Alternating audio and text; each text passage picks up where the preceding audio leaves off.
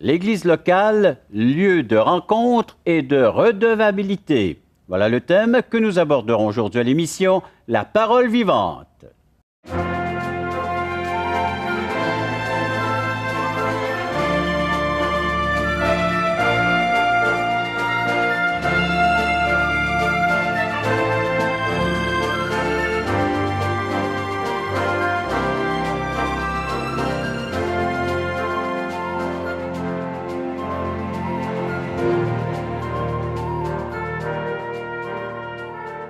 Mesdames, Messieurs, bienvenue à l'émission La Parole vivante.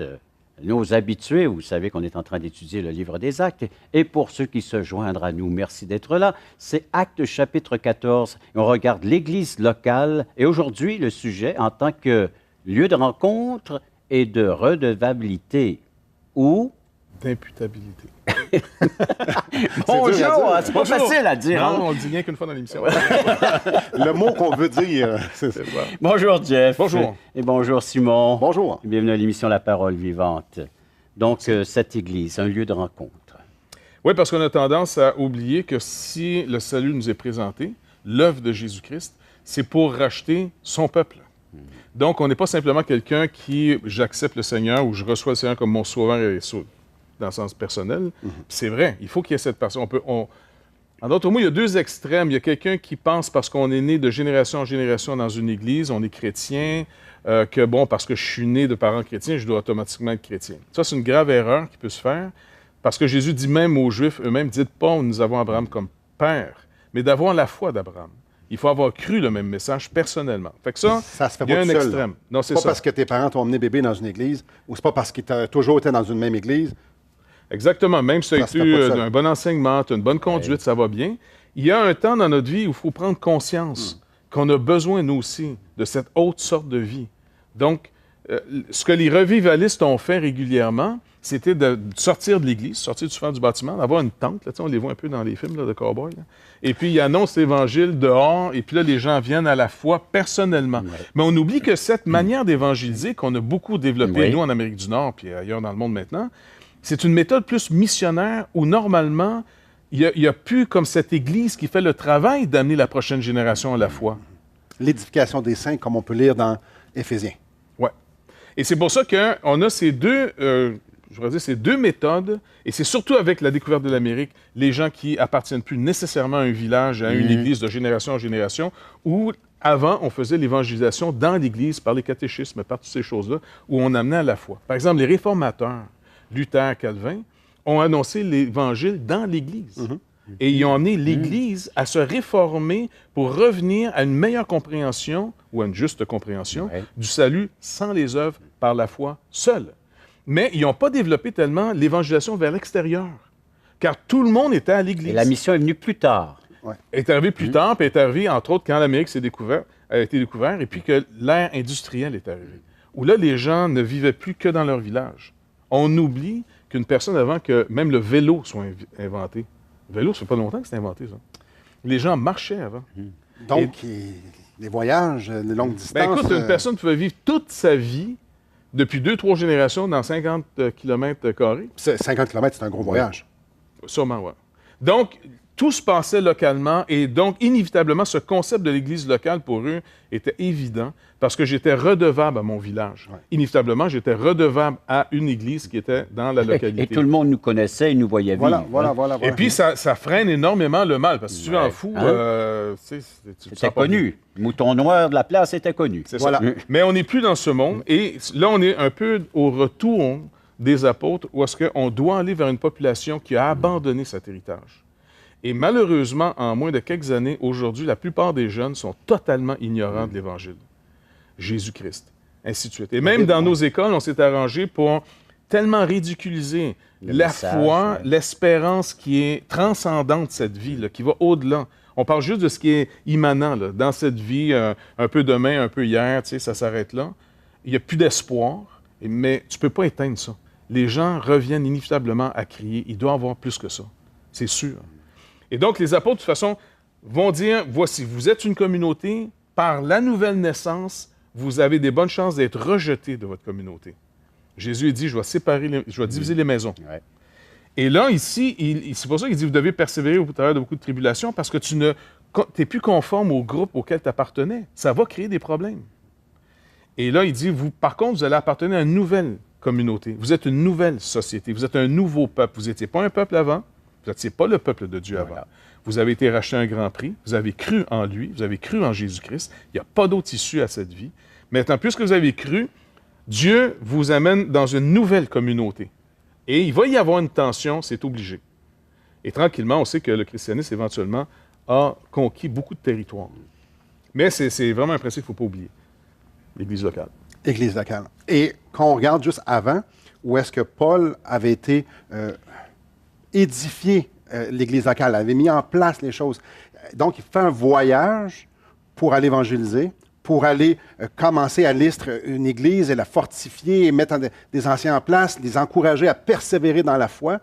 À la fin de son voyage, il dit, ben, je vais retourner dans mon église, à Antioche. Et le texte qu'on va regarder ce matin, c'est ça, c'est Paul qui retourne dans son église, dans sa communauté, dans les gens qui l'ont envoyé. On a vu ça au chapitre 13.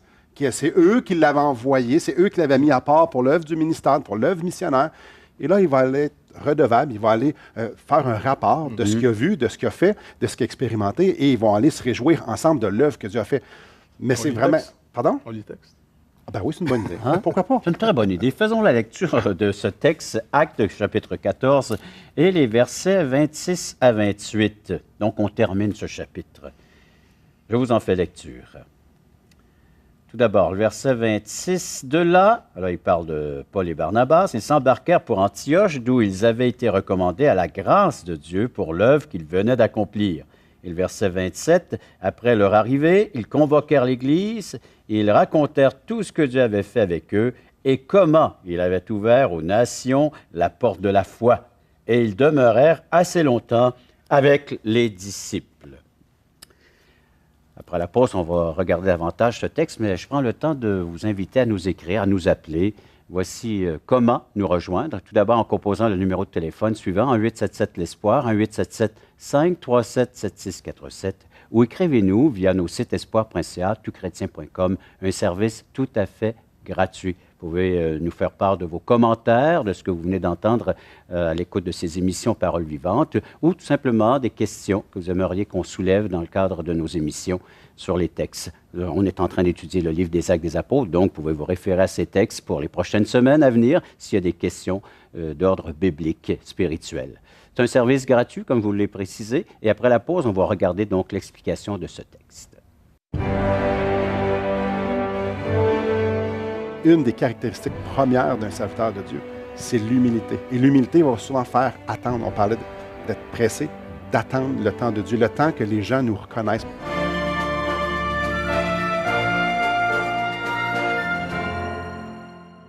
Assistez à un merveilleux déjeuner de l'espoir dans votre région.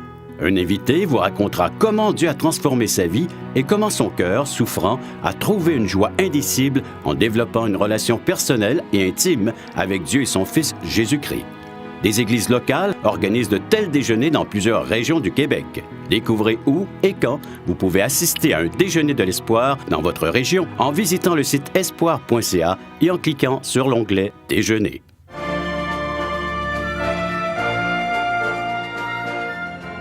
Nous regardons ensemble donc ce premier voyage missionnaire auquel participaient Paul et Barnabas, alors donc envoyés par le Saint-Esprit et par les leaders de l'église d'Antioche, l'église locale.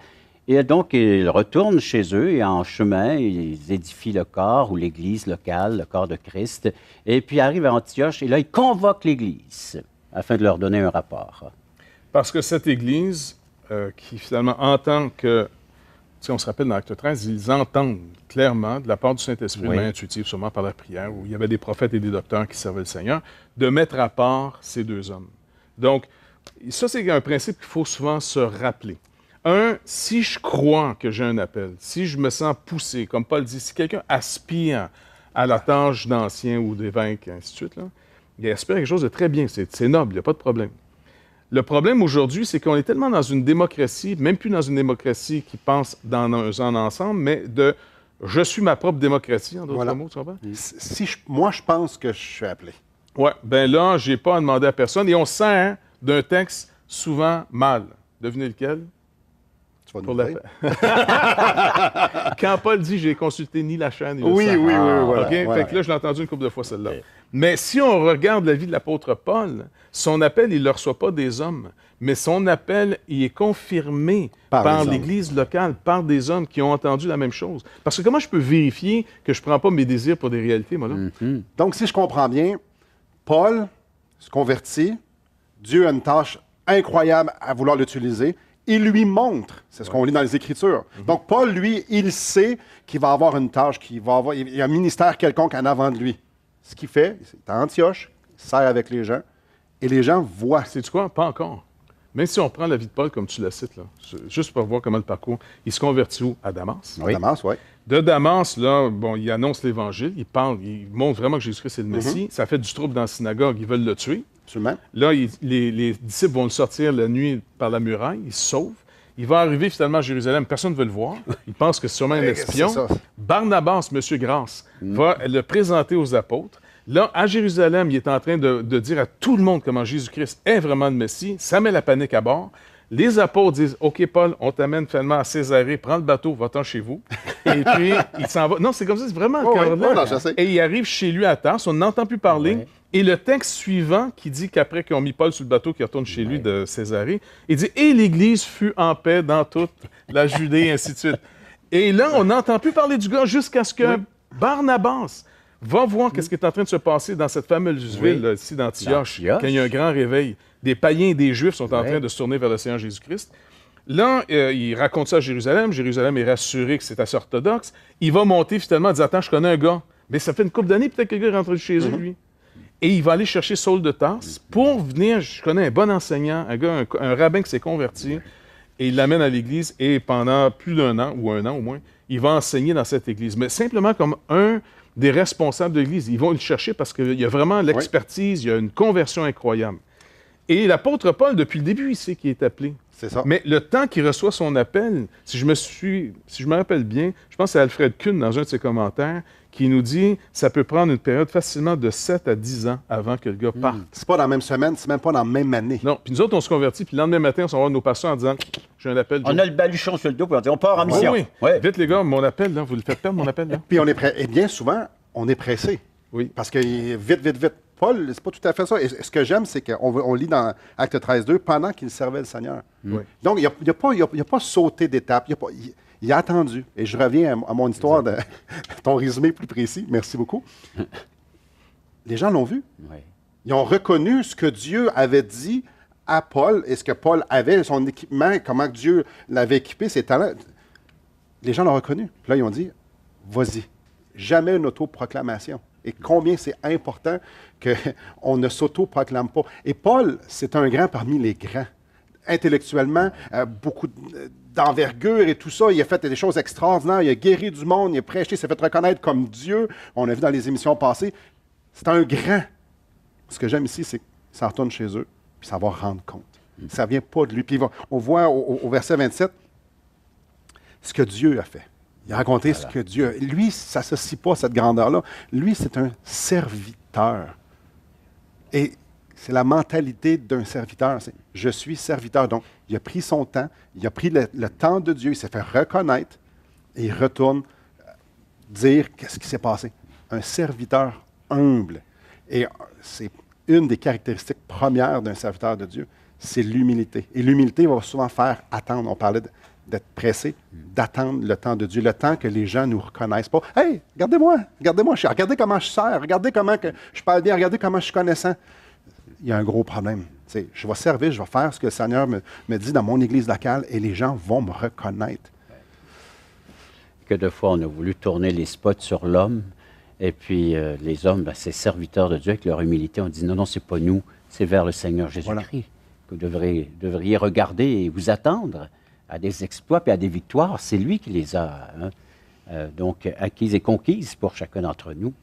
Où est placée votre foi? Et puis, comme vous pouvez voir, l'Église est un lieu de rencontre. Est-ce que vous bénéficiez de cet endroit de rencontre? Mais on va voir après la pause que c'est non seulement un lieu de rencontre, mais aussi de redevabilité. Après la pause.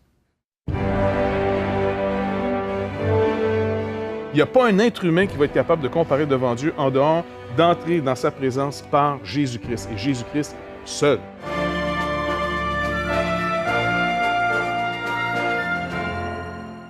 Voulez-vous combler le vide dans votre âme? Avez-vous soif d'une sérénité intérieure? La souffrance de votre cœur vous lasse-t-elle? Appelez dès maintenant pour recevoir gratuitement un évangile de Jean pour connaître l'amour de Dieu, un Nouveau Testament pour trouver des réponses à plusieurs de vos questions, le livre Destination finale pour comprendre la nécessité du salut et finalement la Bible et le salut qui nous explique comment recevoir Jésus. Contactez-nous à espoir.ca ou composez 1-877-l'Espoir.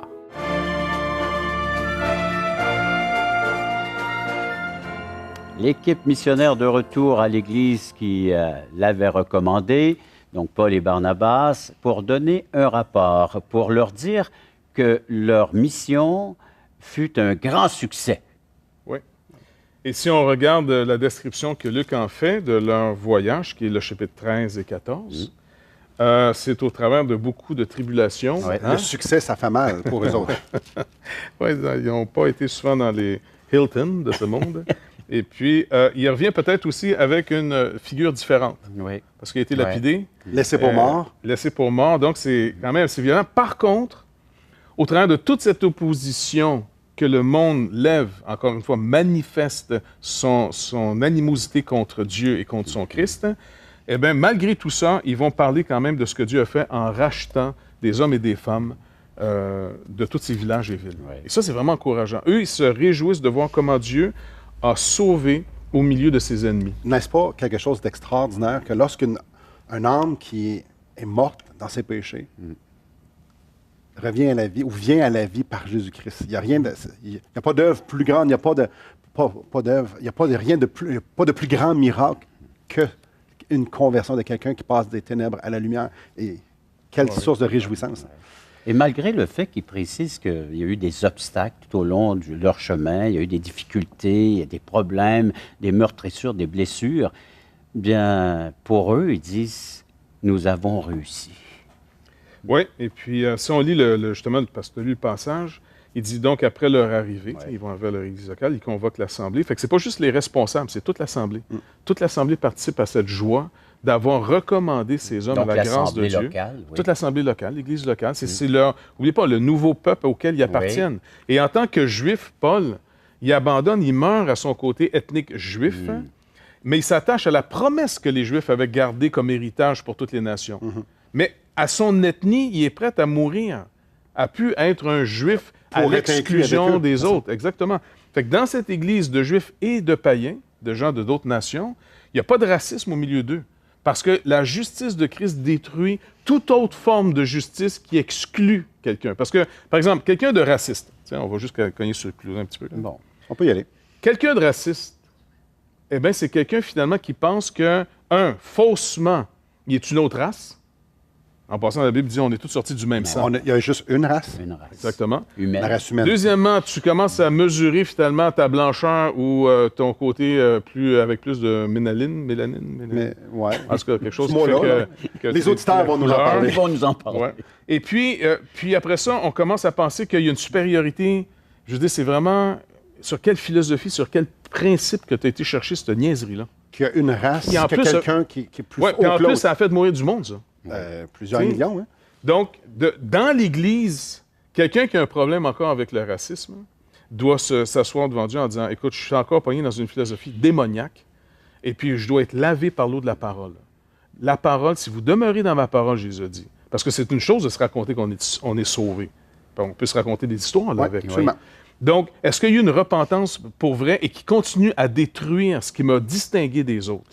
Donc là, est-ce que je suis devant Dieu en disant « Écoute, je réalise que je suis un raciste, moi, là. Je considère que j'ai une justice supérieure à un autre qui fait que je peux le mépriser. » Fait que peu importe, que ce soit la race, que ce soit le statut social, que ce soit l'âge, que ce soit, je sais pas quoi, n'importe quoi. Peu importe, oui. L'apôtre Paul est un maître là-dedans parce qu'il y en a un qui s'était distingué des autres. Il le rappelle lui. aux Philippiens. Il dit « Moi, si quelqu'un croit être quelque chose dans la chair, tu sais, je le puis bien davantage. » Puis là, il commence à donner son pedigree, là, tu sais, il en a pas mal. Donc, ici, il retourne dans cette église qui est vraiment une église selon le cœur de Dieu parce qu'elle n'est pas juste juive, puis elle n'est pas juste païenne. elle a les deux peuples ensemble qui forment un seul nouveau peuple parce que le mur de la séparation y est détruit. Christ a détruit ce qui les distinguait les uns des autres pour maintenant les unir sur une base nouvelle, sa propre justice. C'est sur cette justice-là qu'on est même accepté devant Dieu. Absolument. En dehors de cette justice, on est fini. Il n'y a pas un être humain qui va être capable de comparer devant Dieu en dehors d'entrer dans sa présence par Jésus-Christ. Et Jésus-Christ seul. Et quand tu as compris ça, tu fais exactement ce qu'ils ont fait. Il faut que le monde entier sache ça. Ben oui, parce que écoute, tu dis, on a reçu un cadeau. On ne peut pas le garder pour nous autres. Pour Mais prendre au un- lieu de... Oui, allez-y, c'est terminé. Non, la c'est parce que pensée. j'ai un de mes amis Oui. qui a cette expression qui nous ramène souvent cet exemple quand il parle de l'Évangile. Qu'est-ce qu'un chrétien? Il dit, c'est un mendiant qui retourne vers d'autres mendiants. Je sais pas Voilà. si tu connais François Oui. Fréchette. Oui. Il dit ça, lui? Il dit ça, lui. Qu'est-ce Ah, que je te bon, dis? C'est pas de sa faute. là. Il Non. dit, mais c'est l'histoire dans l'Ancien Oui, Testament, oui. justement, de ces mendiants qui ont trouvé finalement un trésor. Un camp des Syriens ou des Assyriens était parti. Ces gars-là étaient lépreux. Ils ont mangé. À un moment donné, ils disaient, attends, la ville est en train de mourir de faim, puis on leur dit pas. Ça, c'est l'attitude la plus saine et la plus normale d'un croyant qui a été saisi par l'Évangile et qui disait, attends, je ne peux pas garder ça pour moi. Je dis, le monde meurt de ne pas savoir que le salut a été payé en Jésus-Christ. Il irait juste venir à lui pour recevoir le pardon, la paix en Christ. Là, tu dis, écoute, je ne peux pas garder ça pour moi. C'est le pire des crimes que tu ne peux pas faire. De Et ce toute qui est ta vie. intéressant, ce que tu dis là, ça se fait en communauté. Parce que Oui. tu n'es pas tout seul. Donc, ensemble, on s'en va à l'extérieur. Et ensemble, il y en a certains qui vont prier, il y en a qui vont aller parler, il y en a qui vont soutenir financièrement. Tout le monde a son travail, tout le monde fait partie du corps. Et ensemble, on s'en va vers l'extérieur, aller chercher les gens, aller leur annoncer cette bonne nouvelle en Jésus-Christ-là, cette justice parfaite-là. C'est intéressant qu'encore une fois, que c'est pas personnel. Dans le contexte de notre texte ici, c'est Oui. ensemble. Et dans leur partage, ils ne parlent pas d'eux-mêmes, mais ils parlent d'avoir vu Dieu agir, Dieu à l'œuvre. Ben, tu ne peux pas parler de l'Évangile puis dire regardez parce ce que moi que- j'ai fait. Là. Ben, j'ai prêché à tant de gens, à tant de foules, j'ai eu de la difficulté, de la misère. Il aurait pu Prends le raconter ça. message de quelqu'un d'autre, de Jésus-Christ, et que tu l'annonces à quelqu'un d'autre, puis la personne se convertit à cause du message de Jésus-Christ. Qu'est-ce que j'ai fait? C'est lui qui a produit en moi le vouloir et le faire, de prendre son message. Où est notre gloire? Qu'est-ce que j'ai pas reçu? Mes dons, mon équipement, la puissance pour pouvoir le faire, les occasions, c'est le Dieu souverain qui met tout en ordre pour que je puisse justement prendre son message et le proclamer. C'est lui qui le produit en moi. À quel endroit un être humain peut dire « Bravo, on est bon ». Quand il écrit justement aux Thessaloniciens, puis il leur rappelle comment son message a percé, il dit « Car on raconte à notre sujet quel accès nous avons eu auprès de vous et comment vous vous êtes convertis à Dieu en abandonnant les idoles et servir Dieu. » Et il rappelle ce que dans le contexte, on sait que vous êtes élus à cause de l'efficacité que le message a eu dans vos cœurs et non pas comment on était bon de le donner. Tu as raison. Et même dans les Corinthiens, il dit, c'est pas avec la sagesse du langage que je suis venu voir. Non, c'est avec la puissance de l'Évangile. Donc, il ne pouvait pas s'approprier quelconque gloire. Et c'est pour ça qu'il déchire sa chemise juste un peu plus tôt quand il dit « Hey, t'es un Dieu ». Il dit, et on déchirait leur chemise. Non, vous ne comprenez pas. C'est la grandeur de l'Évangile, la grandeur de Jésus-Christ. Ça n'a rien à Il n'y voir a avec qu'un nous autres. seul Dieu. Voilà. Alors, c'est un blasphème d'appeler des êtres humains Dieu. Voilà. Et puis, il a déchiré sa chemise, comme tu dis. Hein, c'était la coutume des Juifs. Mais laissez-moi prendre quelques Allez, instants, vas-y, parler à vas-y, mes vas-y. téléspectateurs. Hein. Alors, vous pouvez vous aussi réagir. Comment? Bien, en composant le numéro de téléphone suivant, 877-LESPOIR, 1-877-537-7647, ou via nos sites espoir.ca, toutchrétien.com. Un service gratuit. En tout temps, vous pouvez donc bénéficier de ce service. Après la pause, on conclut le message et l'émission. Et à travers ces lettres, bien, la grande question, c'est où est Jésus-Christ dans tout cela? Quelle place a-t-il, aussi bien au centre, au cœur d'une Église que dans une vie?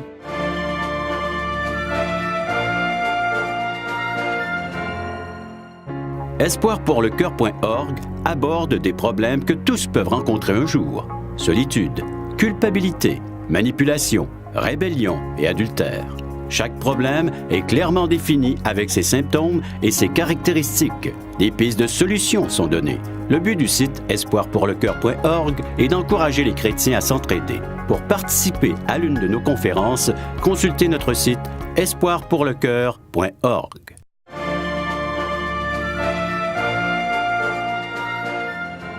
Actes chapitre 14, les 2 derniers versets. Donc, Paul et Barnabas convoquent l'Église d'Antioche, sont de retour chez eux, là où ils ont été mandaté, envoyé par l'Esprit de Dieu, par l'Église locale, donc à la mission. La mission, premier voyage du moins qui se termine, parce qu'il y aura d'autres voyages missionnaires, et on voit que Paul raconte son histoire. C'est intéressant que Paul, le grand Paul, soit redevable. Il y a l'humilité d'être redevable à son Église locale. Lui qui est apôtre, lui qui a été appelé de Dieu. Et pour moi, je ne peux pas m'empêcher de voir et d'entendre des conversations de gens que l'Église locale, ça n'a pas d'importance, que je peux rester chez nous. Ou que l'Église locale, il n'y a personne qui va me dire, je n'ai pas besoin de rendre compte à personne, que l'Église locale, c'est un lieu public, puis que on rentre, on sort, il n'y a rien là. On n'a pas besoin d'avoir d'attachement à une Église locale, on n'a pas besoin de... C'est en conflit direct avec ce qu'on est en train de voir ici. C'est en conflit direct avec le témoignage de l'apôtre Paul ici, qui a eu l'humilité, lui, de dire, non, je fais partie de ce corps-là. Et je ne suis pas autoproclamé, je suis redevable à ce corps-là, parce que c'est ce corps-là, par la puissance du Saint-Esprit, qui l'ont mis à part, qui l'ont reconnu, qui l'ont mis à part. Et c'est la même chose à chaque chrétien, à chaque croyant. Nous avons une place à jouer dans le corps local. Nous avons cette redevabilité-là nécessaire envers ce corps local-là. Pour le bon fonctionnement de ce corps. Et oui, et l'épanouissement ensemble. Comme en équipe, on est bien plus fort que quand on est tout seul. Dieu veut qu'on soit ensemble pour atteindre le monde entier. Et le corps local est choisi, c'est le moyen que Dieu a utilisé. La plupart des lettres, la plupart des livres du Nouveau Testament sont écrits à des églises locales. La plupart des voyages de Paul qu'on va voir, qu'on a déjà vu, qu'on a commencé à voir, que le premier, c'est pour former des églises locales. Tout est au centre. Et on voit que le Seigneur demande des comptes à ces églises, Voilà. soit par l'intermédiaire d'un Paul ou d'un autre, ou de l'Apocalypse lui-même qui va envoyer des lettres à des églises locales pour demander des comptes. Les encouragements de marcher, de persévérer dans la foi, comme on a vu dans l'émission précédente, ça se passe au travers de l'Église locale. Nos cœurs devraient être bouillants de s'associer avec nos frères et sœurs, de dire avançons ensemble pour l'œuvre de l'Évangile. Et à travers ces lettres, bien la grande question, c'est où est Jésus-Christ dans tout cela? Quelle place a-t-il, aussi bien au centre, au cœur d'une Église que dans une vie? Les premiers disciples, c'était à Jérusalem, et c'était ceux que Jésus sauvait. Il est dit très bien que ceux que Jésus rajoutait à son Église, ceux qui étaient sauvés. Et sauver, c'est avoir une entière confiance dans son œuvre qui a expié nos péchés, nous a réconciliés avec Dieu. On a été pardonnés, maintenant on est enfants de Dieu pour l'éternité.